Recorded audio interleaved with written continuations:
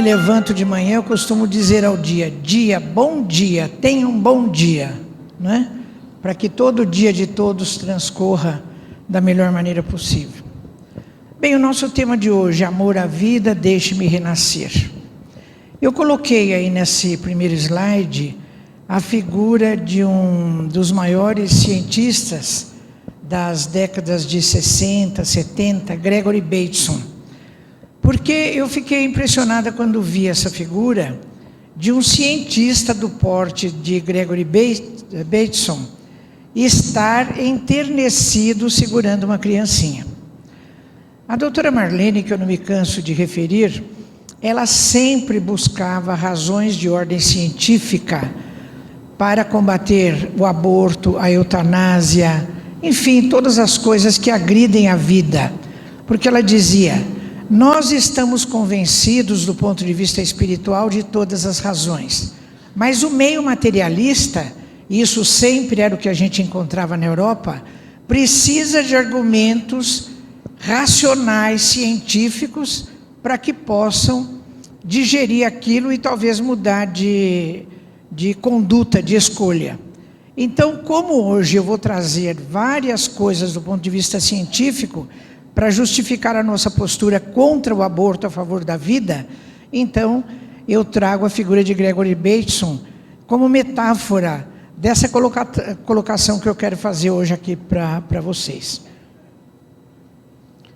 Então, nesse assunto, eu vou fazer um introito fazendo o contexto do que eu quero discutir depois com vocês. E eu já estou avisando porque pode ser que ali pelo 5º, 6º slide vocês digam assim, mas o que isso tem a ver com o aborto e com a valorização da vida? Mas tem a ver. Então eu peço a vocês um minuto de paciência para que eu consiga organizar esse contexto, como fez ontem o Haroldo, né? Depois vai comendo um mingau quente pelas bordas, então eu quero colocar o assunto dentro de um contexto. Porque, por exemplo, como veterinária, eu às vezes faço participação em eventos que defendem a vida dos animais, em espetáculos de diversão pública, em rodeio, em uso de animais em circo, e sempre eu costumo dizer, esse não é um fato isolado, mas está dentro de um contexto. O aborto também não é um evento isolado, ele está dentro de um contexto. Então, primeiro eu quero elaborar esse contexto, para depois fechar o foco e falar especificamente sobre o aborto. Então, vamos lá. Eu quero falar primeiro para vocês como a nossa tecnologia, como a nossa ciência está avançada. Por exemplo, a tecnologia espacial. O homem foi à Lua há mais de 40 anos, hoje nós temos sonda aí em vários locais do espaço, telescópio Hubble e tantas coisas, né? A tecnologia também, ela está nas modernas construções civis. Por exemplo, lá em Dubai, olha esse prédio que fizeram tombado, né? Isso é um verdadeiro assinte, um verdadeiro instrumento que o homem usa para demonstrar o poder que ele tem em usar a tecnologia. A tecnologia para vencer as grandes distâncias. Hoje, em vários países, tem esse trem-bala, aviões supersônicos. Então, é uma coisa impressionante, a gente se admira. A tecnologia na medicina. Hoje se fazem cirurgias por teleconferência.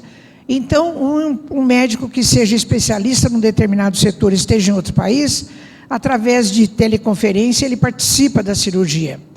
As próteses hoje, ortopédicas, elas fazem com que o indivíduo, às vezes, se desempenhe de maneira mais efetiva do que antes. Por exemplo, esse indivíduo com as próteses nas duas pernas, ele corre em maior velocidade do que corria com as próprias pernas.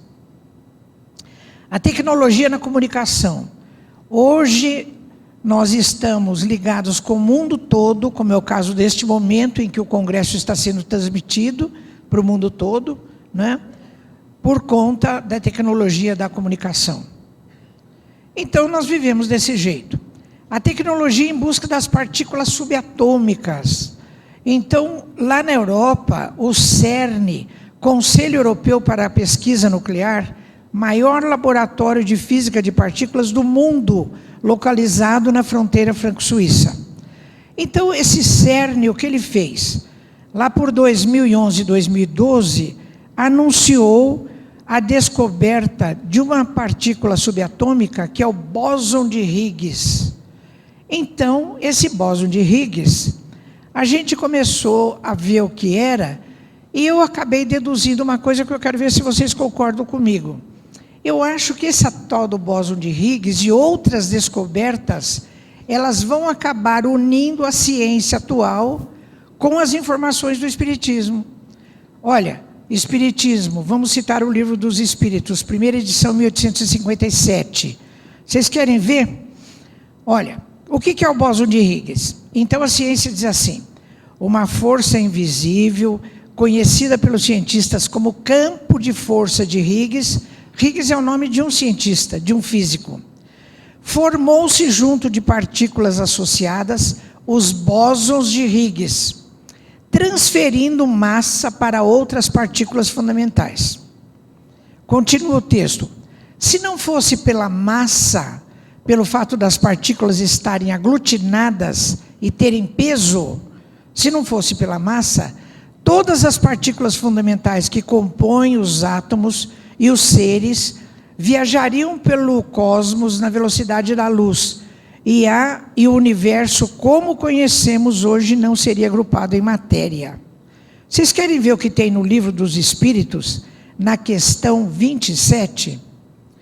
Esse fluido universal primitivo ou elementar, sendo o agente de que o Espírito se serve, é o princípio sem o qual a matéria permaneceria em perpétuo estado de dispersão e não adquiriria jamais as propriedades que a gravidade lhe dá. A gravidade age sobre a matéria porque a matéria tem massa. Ora, o Livro dos Espíritos não está falando do bóson de Higgs, não é? Então, seriam as partículas subatômicas que compõem o fluido cósmico universal.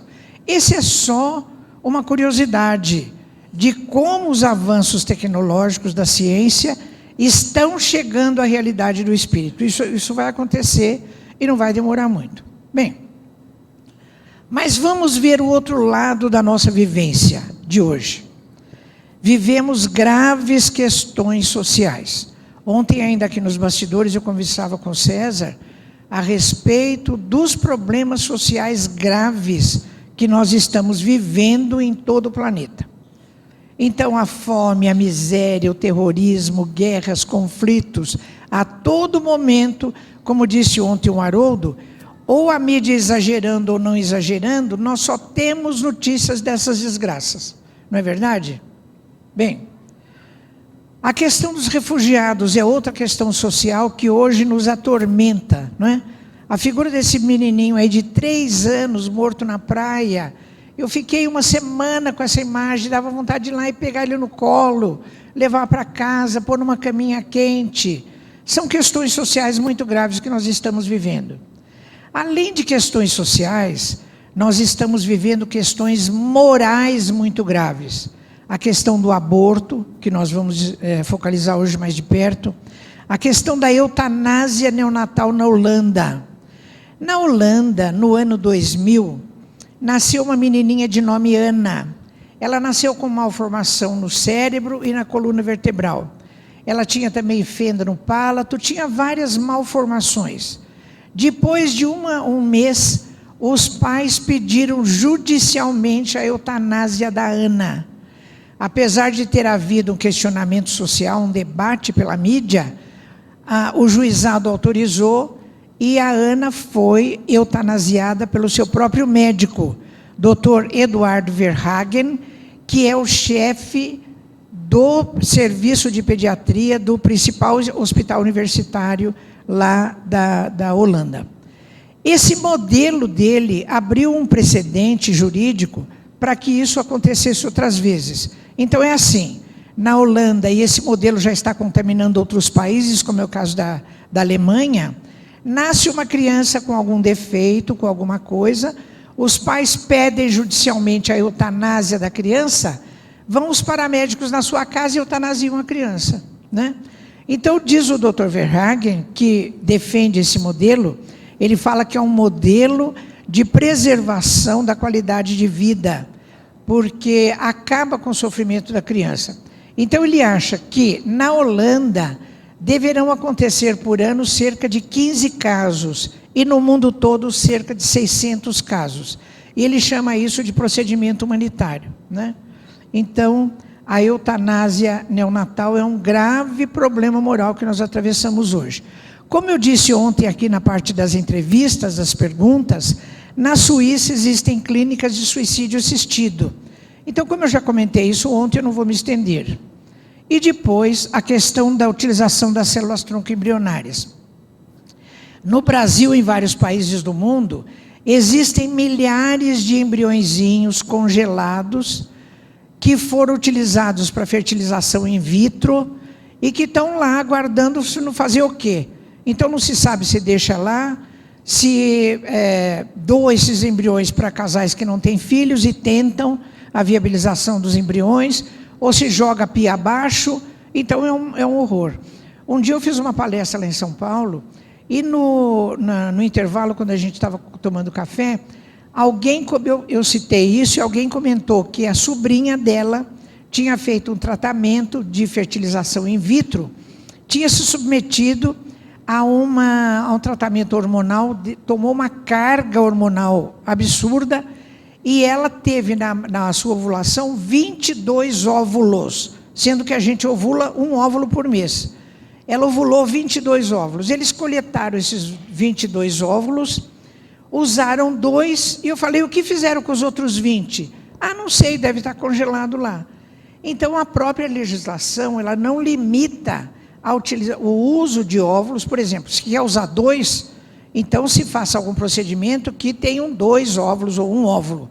Não, pega 22, usa 2 e fica os outros 20, já fertilizados como embriões, congelados lá e não se sabe o que fazer.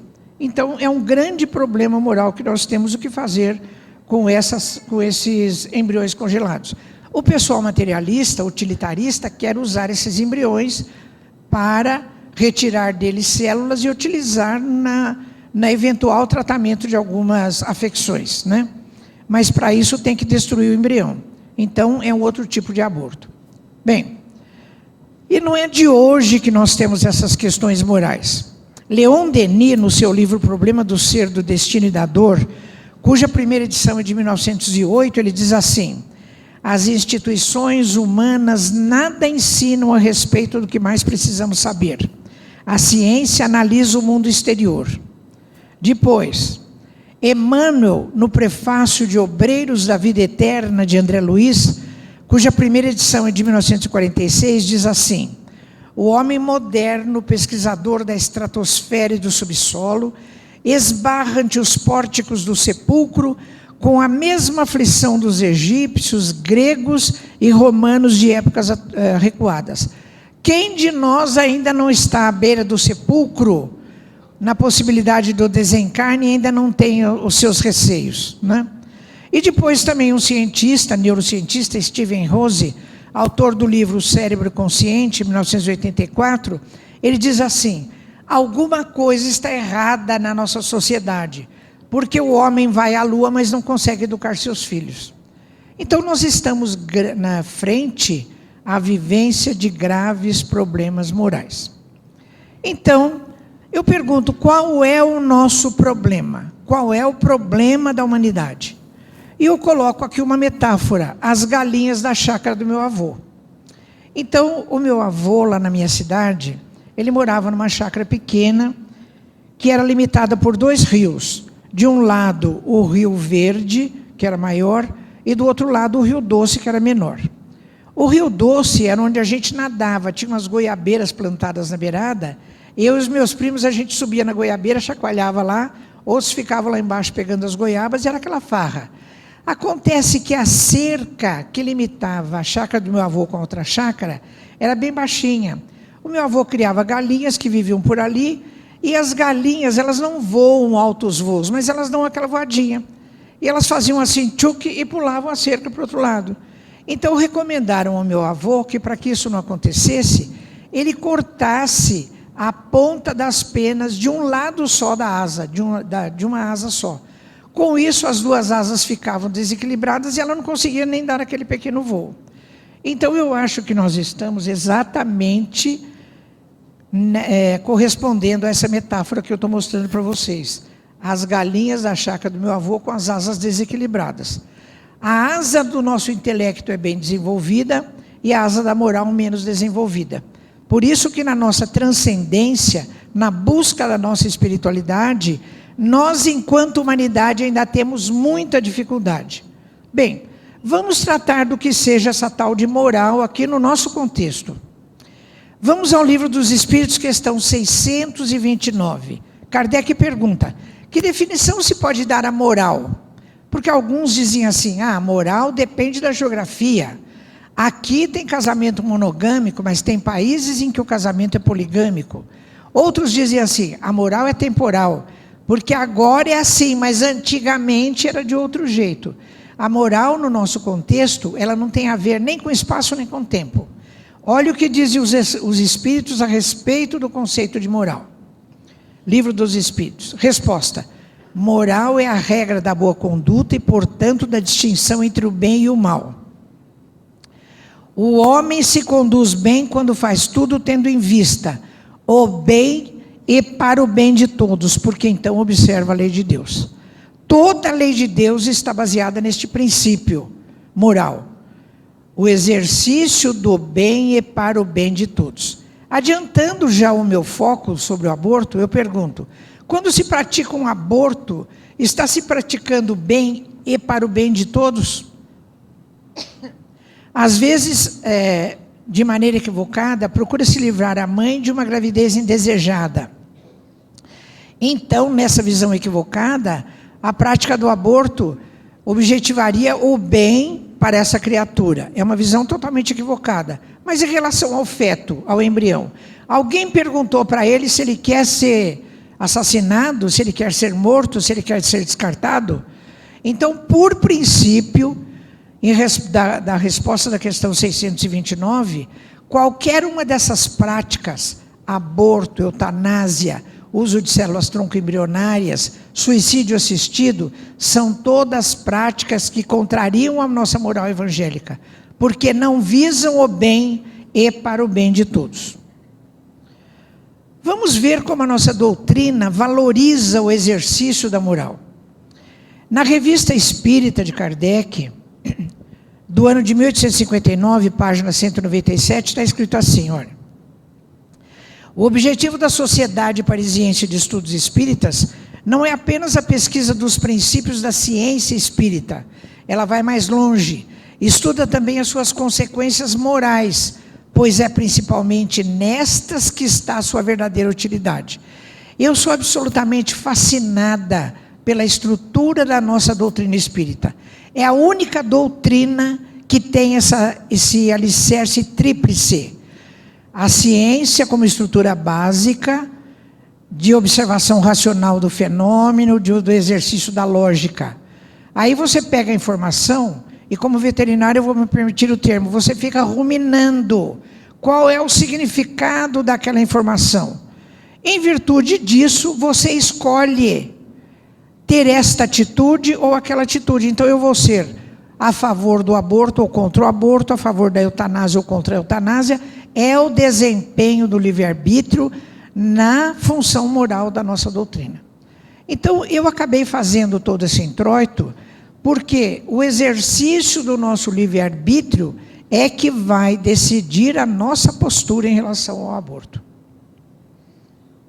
Bom, ainda não terminei essa questão da moral. No Livro dos Médiuns, eu adoro essa questão 303. Olha o que está escrito lá. O objetivo da doutrina espírita é o aperfeiçoamento moral da humanidade. Mas isso é uma coisa extraordinária. O que nós podemos entender por exercício moral, aperfeiçoamento moral da humanidade? O exercício do livre-arbítrio, lembra da 629? O exercício do bem, qual é a continuação? E para o bem de todos. Esse é o exercício do nosso livre-arbítrio em função da moral. E toda a estrutura da doutrina científica e depois filosófica visa o aperfeiçoamento moral da humanidade. Ou seja, com todo esse arcabouço da informação e da reflexão filosófica, você ter condições racionais e de exercício da lógica de escolher o bem e para o bem de todos.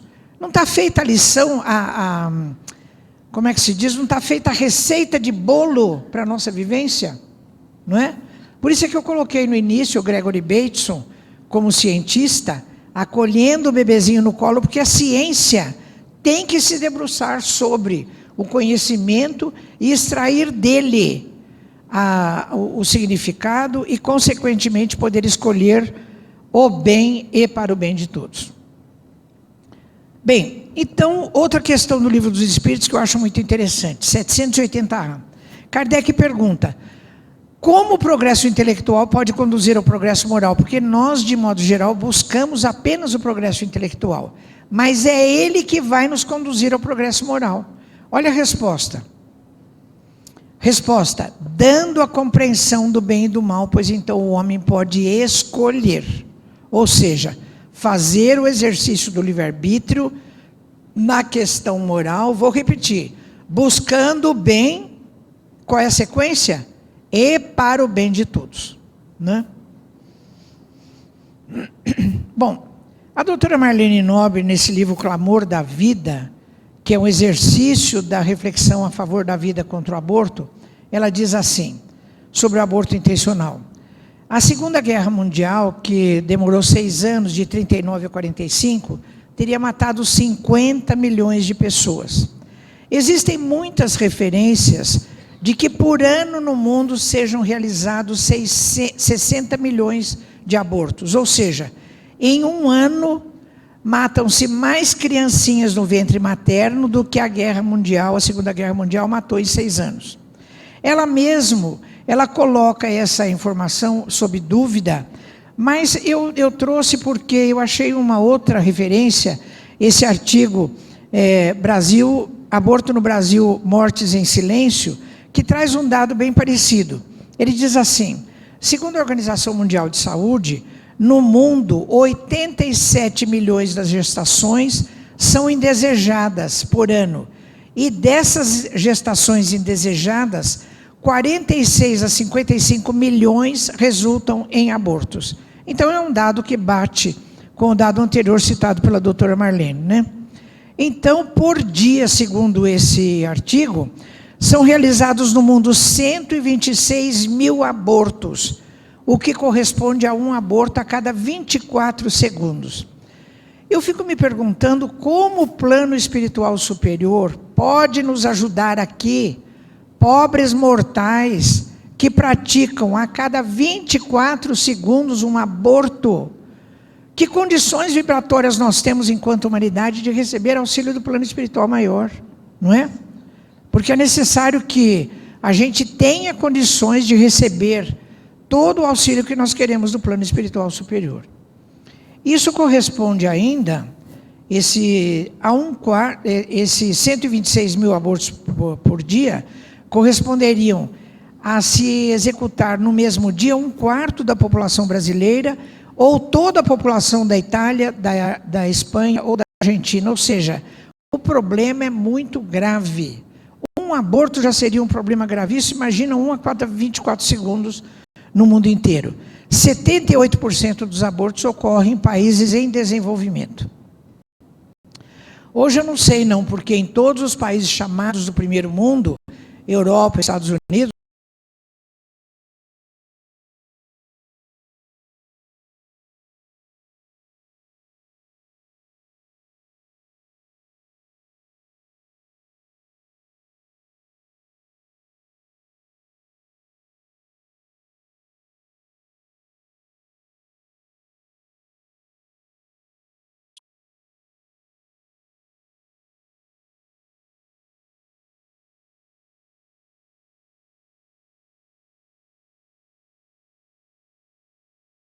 as leis, porque todas as leis fundamentais da física que são conhecidas hoje, a gravitacional, eletromagnética, nuclear fraca e nuclear forte, não explicam a manifestação da vida.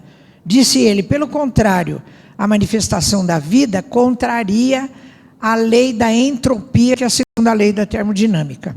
Como eu não sou do ramo, eu liguei para minha irmã caçula, que é engenheira eletrônica, com especialização em telefonia. É aquela outra raça de gente, né?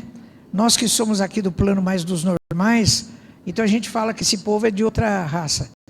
Eu disse, Tereza, me explica em termos bem simples o que é essa tal de entropia.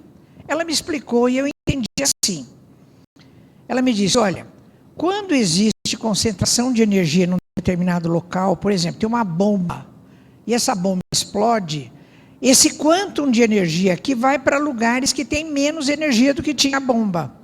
E ao acontecer isso, existe uma desorganização da matéria. Eu falei, então eu entendi, aquela bagunça que acontece lá em casa, a culpada é a entropia. Porque não é assim, a gente arruma a casa direitinho, chega no meio do dia, vem as crianças da escola, o que acontece? Tem um tênis na porta, tem a mochila no outro lugar, tem o casaco aqui, desorganizou a matéria porque aquela energia das crianças, dos jovens, que é maior do que a nossa, veio para a nossa casa que tem menos energia e desorganizou a matéria. Isso é a bagunça. Bom, então por que a manifestação da vida contraria essa lei? Porque quando existe a célula ovo, o chamado zigoto, ele tem um quantum de energia, ele vai se multiplicando, e esse quantum de energia vai se multiplicando, vai se repetindo. Se bem que o embrião dos mamíferos tem a fonte de recebimento de energia por meio da placenta. Mas, enfim, a energia vai se repetindo e existe uma organização da matéria e não uma desorganização. Então, disse o Schrödinger, olha, os físicos, e a física é a ciência fundamental, não explica a vida, ninguém sabe o que é a vida. Bom, 50 anos depois, acabaram se reunindo no mesmo lugar os maiores cientistas do mundo para tentar explicar o que é a vida. E fizeram um livro chamado O que é a Vida, meu marido comprou, me levou para casa, eu fiquei alucinada para ler esse livro, li assim, uma página atrás da outra, não tem uma frase explicando o que é a vida. Todos começaram a dizer como a vida se manifestaria do ponto de vista da anentropia, contrariando a segunda lei da termodinâmica. Bom, quando a gente fala isso da vida, eu me lembrei de trazer esse dado. Olha, as primeiras formas de vida, segundo a National Geographic, apareceram sob a forma de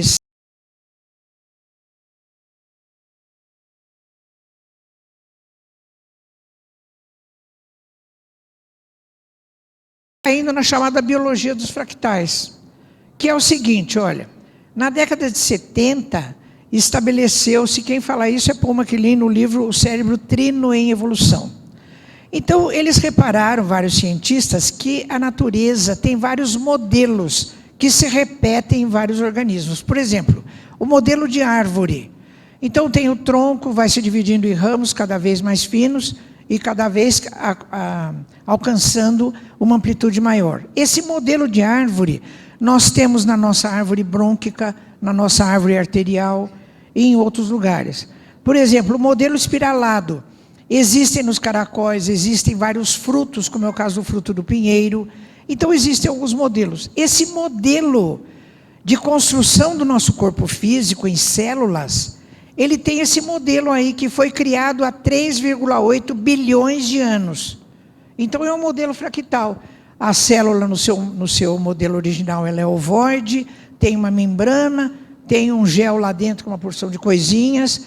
Então, quando nós praticamos um aborto, ou de qualquer outra forma, nós agredimos a vida, nós estamos destruindo um projeto que tem 3,8 bilhões de anos. Olha a nossa responsabilidade. Bem, então, o Dr. Bruce Lipton, nesse livro A Biologia da Crença, ele confirma isso, porque ele diz assim, as células procariontes, que são essas sem núcleo, executam os mesmos processos biológicos que as células normais. As células mais complexas, os eucariontes, que têm núcleo e mitocôndrias, ingerem, digerem, respiram, excretam e reagem a estímulos do meio. Ou seja, esse modelo fractal é que nós utilizamos na construção do nosso próprio corpo físico. Também a doutora Candice Pert, recentemente desencarnada, ela diz assim, nesses 2 livros que eu estou citando: simples criaturas unicelulares, como é o caso dessa ameba, têm os mesmos substratos bioquímicos para emoções, como endorfinas e receptores opioides, que nós, seres humanos. Então, nós achamos que nós, seres humanos, somos uma coisa assim muito diferente. Não. Toda a nossa organização já está estruturada nesse modelo fractal que tem 3,8 bilhões de anos. Bom, afinal, quando o embrião humano pode ser considerado um ser humano? Porque quando nós vemos coisas assim, quando se discute a utilização, por exemplo, de células tronco embrionárias, tem essa fala da doutora Maiana Zates, que é uma geneticista das mais consideradas no meio acadêmico aqui no Brasil. Numa entrevista ela disse assim: quando nós falamos de embriões, e ela quer tirar as células desses embriões, que por isso são mortos. Quando nós falamos em embriões, muita gente acha que nós estamos nos referindo a fetos com perninhas e bracinhos, mas nos referimos a montinhos de células menores que a cabeça de um alfinete. Há embriões que têm um potencial de vida baixíssimo, porque estão congelados, né? Então, vamos atrás de alguns especialistas para definir isso. Mas antes a gente pode perguntar, olha, será que um ser humano se reconhece pelo número de células? Será que esse ser humano aqui, adulto, ele é mais ser humano do que essa criancinha magrinha? Não é? Então, como é que a gente pergunta? Quando o zigoto, ou seja, ambos já tiveram uma célula só. Então, como é que a gente fica com essa pergunta? Quando é que um embrião humano pode ser considerado um ser humano? Então, vamos ao Tratado de Embriologia Humana, de Muriperçu, que está em todas as faculdades de medicina e das faculdades de ciências da saúde. E eles dizem assim: o desenvolvimento humano é um processo contínuo que começa quando o ovócito de uma mulher é fertilizado por espermatozoide de um homem.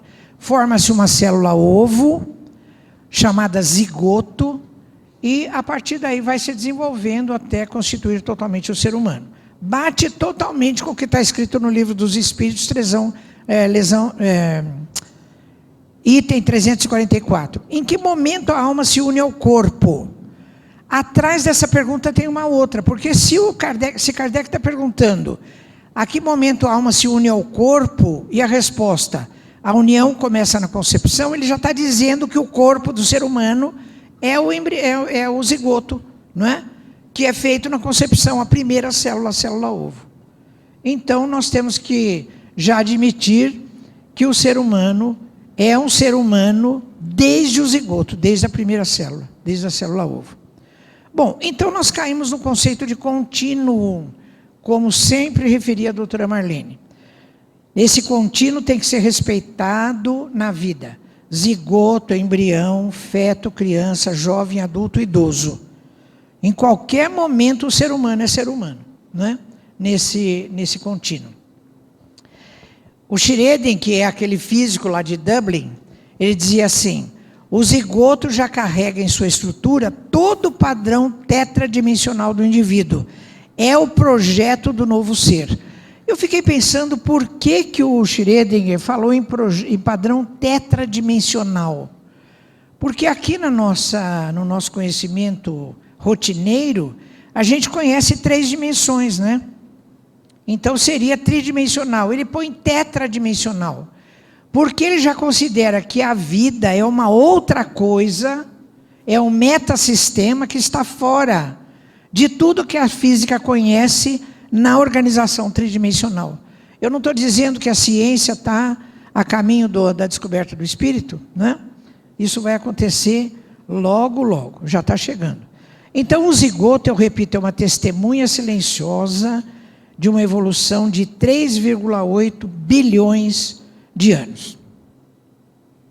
Bom, essa senhora Molly Hard, presidente da Organização Nacional das Mulheres nos Estados Unidos, numa entrevista à revista Isto É, aqui em 89, ela disse assim: não vou descansar até que esse direito ao aborto fique consolidado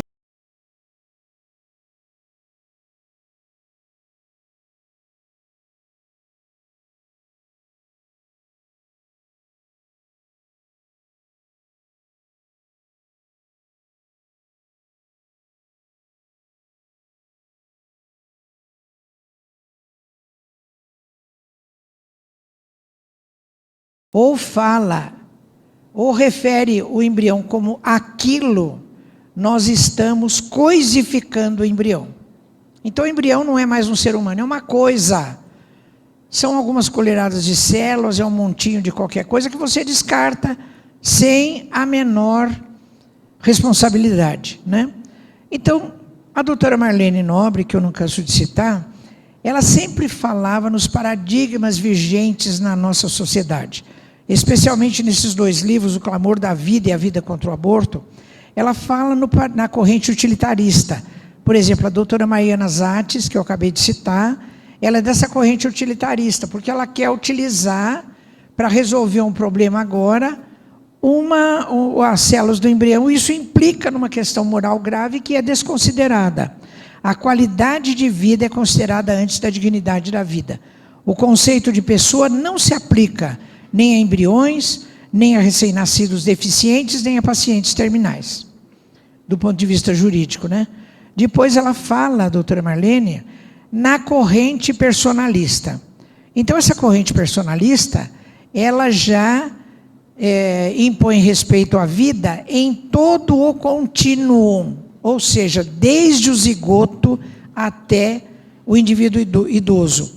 E confere o conceito de pessoa a todo ser humano desde o zigoto, ainda que não tenha desenvolvido suas potencialidades, é o caso do embrião, do feto, do recém-nascido, ou que as tenha perdido. É o caso de idosos com demência grave e também de qualquer tipo de pessoa em estados comatosos. E ela acrescenta um adjetivo ainda na corrente personalista espírita, porque dizia ela, nós como espíritas, nós temos uma responsabilidade sobre isso, porque além de toda a consideração do ponto de vista social e jurídico, nós temos também a visão espírita de que o espírito está num processo encarnatório, cumprindo etapas, e todos os envolvidos também têm as suas responsabilidades no exercício daquela encarnação. Então ela chamava a responsabilidade nossa para adjetivar essa corrente personalista. Bem, eu recomendo essas duas revistas, a Revista Internacional de Espiritismo, tem uma, do que eu tinha em casa para consultar e do que eu procurei, esse número fala sobre o aborto, e essa revista Saúde e Espiritualidade, que é da Associação Médico Espírita do Brasil, esse número é todo dedicado à questão do aborto. Eu vou especificar para vocês os capítulos, porque esse número é imperdível. Olha, moção de repúdio à posição do Conselho Federal de Medicina. Esse artigo é escrito pela doutora Marlene. O Conselho Federal de Medicina, em 2012, aprovou o aborto indesejável pela mulher até o 3º mês de vida, aproximadamente até 12 semanas, e também nos casos de deficiências. Como pode um Conselho Federal de Medicina aprovar um abortamento, sendo que no juramento do médico, no dia da sua formatura, no juramento de Hipócrates, o primeiro item é não causar dano? Como pode um Conselho Federal autorizar o assassínio de criancinhas dentro do útero materno, se ele jurou não causar dano, não é? Então é assim, o embrião, o feto, não é considerado, porque esse conselho certamente está na corrente utilitarista e não na corrente personalista. Olha o outro capítulo. Aborto prevenção, Dr. Laércio Furlan. Consequências psicológicas pós-aborto, são 2 psiquiatras, Dr. Sérgio Lopes e Flávio Brown. Porque depois existe a culpa, o remorso, a insônia, a depressão, o suicídio. Hoje existem na Europa, diz esse artigo, ONGs que tratam de mulheres que abortaram, porque ninguém suporta viver com um peso desse na sua própria consciência. Aborto como política de controle populacional, Dr. Jorge Dair, lá da AME de Goiânia. Visão espírita sobre aborto, Dr. Gilson, é aquele que eu citei ontem, né? E aborto e bioética, Dr. Zé Roberto, lá de Vitória. Depois, razões jurídicas, médicas e espirituais contra o abortamento, Dr. Weimar, que é jurista. Vida intrauterina e psiquismo fetal, o Beto, lá de Campina Grande. Paradoxo ético, calamidade espiritual, aborto em questão, Dr. Paulo Batistuta. Depois, a vida contra o aborto, doutora Marlene. E, finalmente, o aborto como questão de saúde pública, doutor Décio.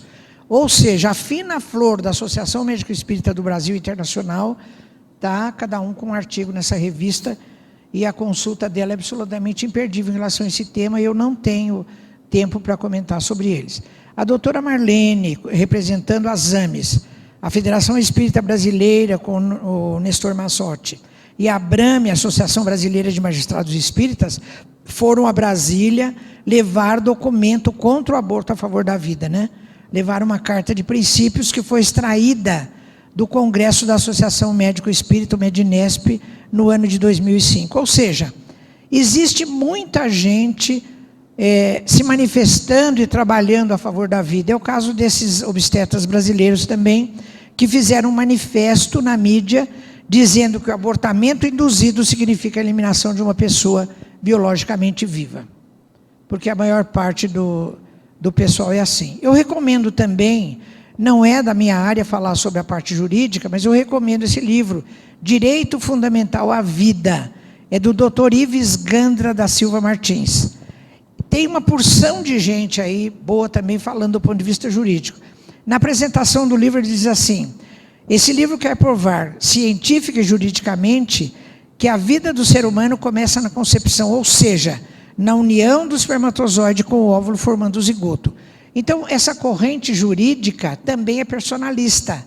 E nós precisamos nos unir, os gatos pingados que somos, para termos uma força, né, para poder exercer o nosso direito de opinar a respeito dessa questão tão importante que é a valorização da vida. Bom, outra coisa também. Os abortistas defendem que a mulher tem direito ao próprio corpo, como se o embrião fosse um pedaço do seu corpo que ela não quer e vai descartar. Então a doutora Marlene pergunta nos seus livros: o embrião ou feto é parte do corpo da mãe? Então, a resposta que nós temos é absolutamente negativa: não.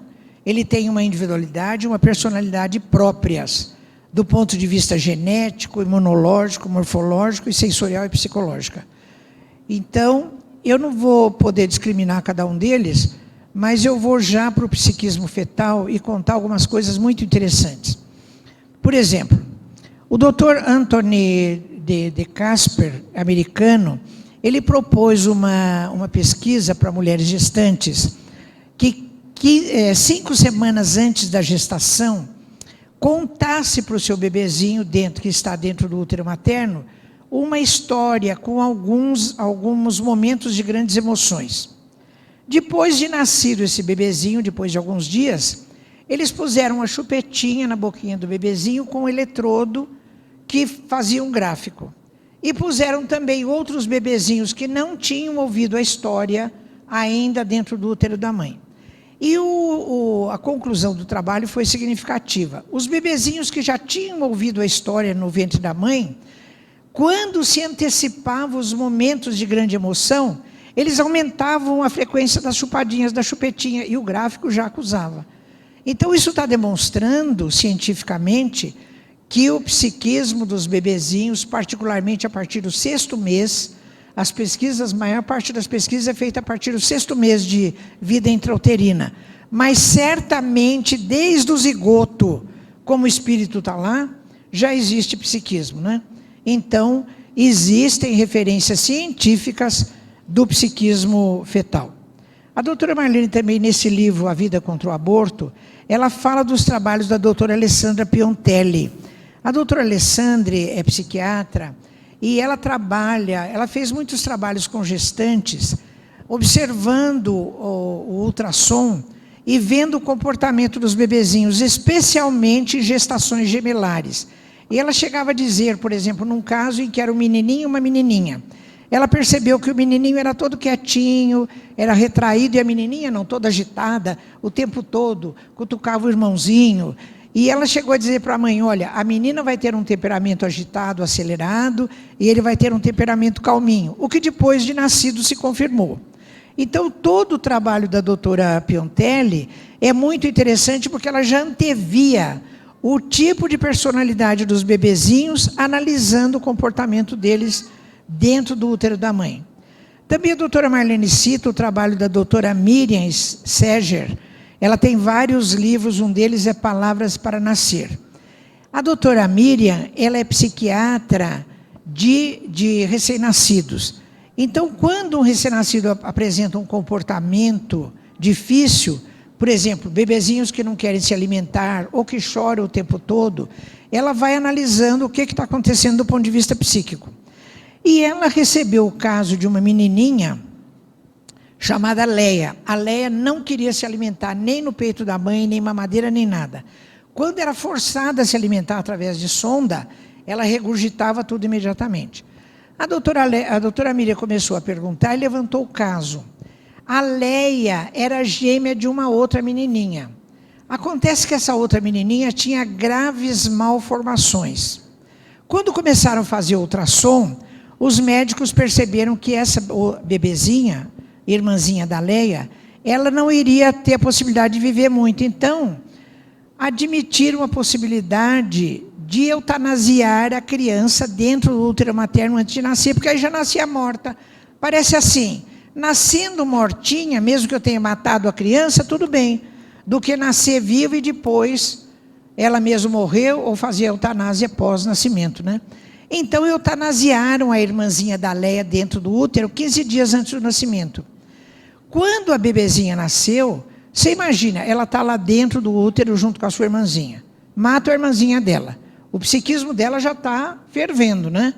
Como é que essa bebezinha vai conviver com a irmãzinha morta ali mais 15 dias? Quando ela nasceu, ela estava totalmente traumatizada. Tá bom.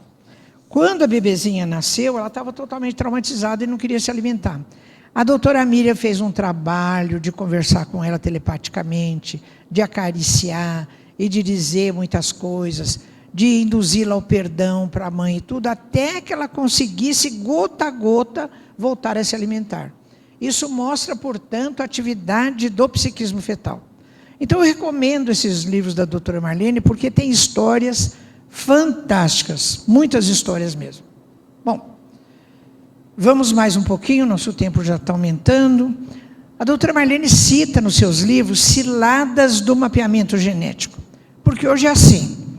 Quando nasceram as minhas filhas, e eu tenho 4 filhas, elas estão entre 40 e 50 anos, não tinha ultrassom, né? Então, depois que nascia, a gente sabia se era menino ou menina, e do jeito que era. Hoje em dia, quando eu acompanho o ultrassom da gestação das minhas filhas, eu fico absolutamente surpresa, porque eu acompanhei uma ultrassom de uma gestação, e o médico falava assim, vamos ver o palato, vamos ver o corpo caloso, vamos ver o orifício anal, vamos ver não sei o que. Eu falei, eu ainda brinquei com ele e disse, meu Deus, isso é uma verdadeira invasão de privacidade, né? Porque assim o bebezinho está lá, hoje através desses recursos visuais, você fica sabendo detalhes mínimos do bebezinho. Então é assim, tem algum defeitinho, já desde o primeiro ultrassom, o que o médico faz, que é da corrente utilitarista? Ah, mas a senhora vai ficar com esse feto assim, que tal abortar? Já induz o abortamento. A coitada está numa situação difícil, às vezes se deixa convencer por essa sugestão, né? Bom, mas a doutora Marlene cita alguns casos, eu vou citar apenas 2. Então ela diz assim, por exemplo, Abraham Lincoln, que foi presidente dos Estados Unidos, descobriu-se depois, analisando outros membros da família, que ele devia ter a síndrome de Marfan, que é a mutação do cromossoma 15, com várias alterações morfológicas, com afecções no rim, nos pulmões e muitas outras coisas. Ora, se logo no começo agora, o Abraham Lincoln fosse nascer agora, e lá no seu ultrassom, nos exames todos, detectasse o quê? Tem síndrome de Marfan, mutação do cromossoma 15, não é melhor pôr essa criancinha para fora? Né? Então não teríamos o Abraham Lincoln. Outro caso que a doutora Marlene cita é do Frederic Chopin. Então, ele foi morto, e quando ele morreu, correu a notícia de que ele teria morrido por tuberculose. Mas depois, analisando bem o caso dele, os médicos acham que ele morreu de fibrose cística, que é uma doença genética ligada ao cromossoma 7. então ele teria alterações pulmonares, alterações no fígado e muitas outras coisas. Então também seria o caso de abortamento do Chopin, que tinha graves alterações do cromossoma 5. Beethoven também, né? Tem-se o caso de que um professor de genética chegou na classe e disse assim: olha, tem uma mãe que tem um problema sério, ela já teve 3 filhos todos com problemas, o pai é alcoólatra, a mãe é tuberculosa, ou coisa parecida, e está grávida novamente. O que vocês recomendam? 90% da classe recomendou aborto. Então o professor disse: vocês acabaram de matar Beethoven, né? Então é assim, quem sabe a potencialidade que traz aquele espírito no seu processo encarnatório. E nós temos que respeitar isso, é claro. Bem, e o anencéfalo, né? Eu fui com a doutora Marlene no Supremo Tribunal Federal em setembro de 2008, fazer uma exposição para os senhores ministros, o que era, eu falei, qual é a formação do cérebro do anencéfalo. Porque quando você fala anencéfalo, e encéfalo, segundo a literatura, a terminologia anatômica internacional, é o conjunto de massa neural que você tem dentro da cavidade craniana. Como o prefixo A ou AN é negativo, quando você fala anencéfalo, qual é o conceito do que você está dizendo através desse termo? A cabeça é oca, não tem nada lá dentro. Mentira, tem. Então o chamado anencéfalo não é anencéfalo. Ele tem pelo menos as partes mais baixas de todo o cérebro, ele só não tem a parte terminal aqui em cima, relacionada ao córtex cerebral. E cada caso é um caso. Então isso que eu fui lá falar para os ministros. E a doutora Marlene também fez uma exposição. Olha, nós ouvimos tanta bobagem lá aquele dia. Eu mostro essa foto, a doutora Marlene e eu, e a Cacilda, que é a mãe daquela menininha lá de Patrocínio Paulista, que nasceu com o diagnóstico de anencefalia. Ela já estava desencarnada nessa ocasião. E olha como a gente está branquinha. Eu falo que nós estávamos vampirizadas lá, porque éramos poucos, né, a defender a vida, porque a maior parte das pessoas queria dizer isso. E a doutora Marlene coordenou esse livro, A Vida do Anencéfalo, editado pela Associação Médica Espírita do Brasil, que traz todas as razões pelas quais, do ponto de vista científico, nós devemos apoiar a vida do anencéfalo e contraindicar o aborto e a utilização desse feto nascido para transplante de órgãos, que é outra possibilidade também. No Livro dos Espíritos, questão 356b, existe a pergunta que Kardec faz: toda criança que sobrevive tem necessariamente um espírito encarnado? Porque como essa criança às vezes morre no útero materno ou logo depois de desencarnada, muitos espíritas perguntam: será que tem espírito nesse corpo? Olha a resposta: que seria ela sem espírito? Não seria um ser humano.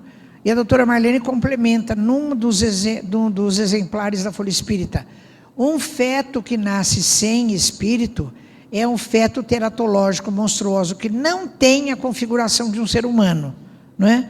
Porque desde que exista a organização de um ser humano, ele tem sim um espírito como fator organizador.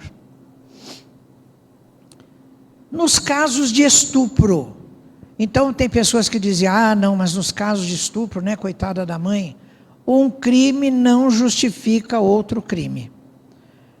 Mesmo em casos de aborto, o feto tem um direito inalienável à vida, a vida é dele. Na questão 358 do Livro dos Espíritos, eu nem coloquei o texto, que é bastante forte, existe a pergunta: é crime o abortamento em qualquer fase da concepção? A resposta é absolutamente positiva: sim, o abortamento é crime em qualquer fase em que seja processada a concepção. Porque às vezes a pessoa diz: mas agora não era o momento, agora é adolescente, agora está muito idoso, agora tem pressão alta, né? Em qualquer fase, a questão 358 refere como crime. E na 359, que é a única que possibilita o exercício do abortamento quando existe grave possibilidade de óbito para a mãe em relação à vivência da gestação. Mas eu quero fazer uma homenagem a 2 pessoas com as quais eu convivi, que viveram essa situação e não abortaram. Uma delas é a minha prima Fátima, a minha irmã que está aqui vai se lembrar. Ela teve muita dificuldade nas gestações, teve vários abortos, depois conseguiu ter um filho, o Pedro. Depois do Pedro, ela já estava com, acho que 40 anos, ou 40 e poucos anos, pressão alta, ela engravidou novamente. Quando começaram a fazer os primeiros ultrassons, viram que a criança tinha síndrome de Down. Toda a família dela e os médicos fizeram uma pressão forte para que ela abortasse, porque era uma gravidez de alto risco e a criança tinha síndrome de Down. E ela firmou pé e não abortou. Ela, católica, convicta, ela levou essa gestação até quase ao fim. Aos 8 meses de gestação, o fetinho morreu, porque ele tinha também uma grave afecção cardíaca. Então, o parto foi...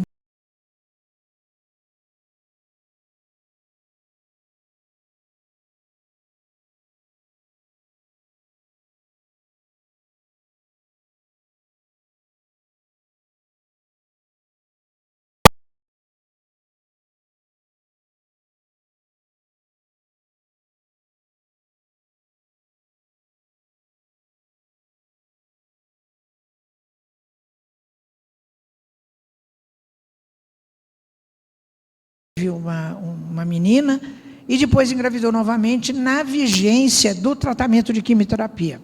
Então, ela tinha toda a indicação médica para o abortamento, pois ela não abortou. Ela suspendeu a quimioterapia, teve a criança, e essa criança também nasceu com síndrome de Down, e depois ela continuou o tratamento, já é desencarnada. Essa menina dela agora deve estar mocinha, com uns 15, 16 anos. Então, são duas pessoas que, apesar de, mesmo do ponto de vista da nossa visão espírita, ter, digamos, a autorização para o abortamento, elas mantiveram a gestação até o final, né? Então, são duas pessoas pelas quais eu tenho o maior respeito e presto a minha sincera homenagem. Eu estou terminando e quero citar a Madre Teresa de Calcutá. Olha o que ela diz. O aborto provocado é uma das minhas maiores cruzes. É a barbárie contra a paz do mundo. Porque se uma mãe é capaz de matar o seu filho, o que pode evitar que nós nos matemos uns aos outros, né? Então eu venho com Chico Xavier dizer o seguinte: embora ninguém possa voltar atrás e fazer um novo começo, qualquer um de nós pode começar agora e fazer um novo fim. Este slide especialmente eu coloquei em função das pessoas, sejamos nós, familiares próximos, pessoas conhecidas, que praticaram o aborto. Não existe, como disse o Haroldo Dutra aqui, nenhuma intenção de nenhum de nós de acusar ninguém por ter feito isto ou aquilo. Qualquer ato que nós tenhamos,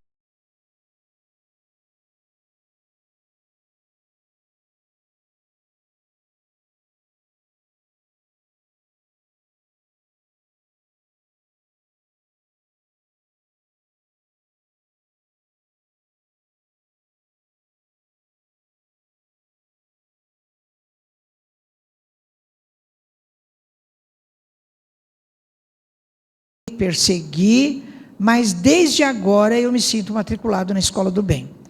Lá em São Paulo, numa palestra sobre aborto, falava Nancy Pullman, que é uma mulher extraordinária que dirige a instituição chamada Nosso Lar. O Nosso Lar trabalha com crianças e jovens que têm síndrome de Down. Então, uma pessoa da plateia perguntou para ela, e ela mesma declarou que ela não conhecia as coisas e tinha praticado um abortamento, e que ela tinha um complexo de culpa muito grande. Ela disse: olha, se perdoe, você faça o seguinte, vá trabalhar com crianças, ou com idosos, faça um trabalho meritório. Tem muita criancinha aí que precisa de um colo materno. Então, o amor que você não pôde transferir para o seu filho, faça isso agora em relação a outra criança que não tem o colo materno, não é? Então, como diz Chico Xavier, vamos começar agora e fazer um novo fim. Bom, então, terminando, eu quero dizer para vocês assim, vocês se lembram da metáfora das galinhas da chácara do meu avô?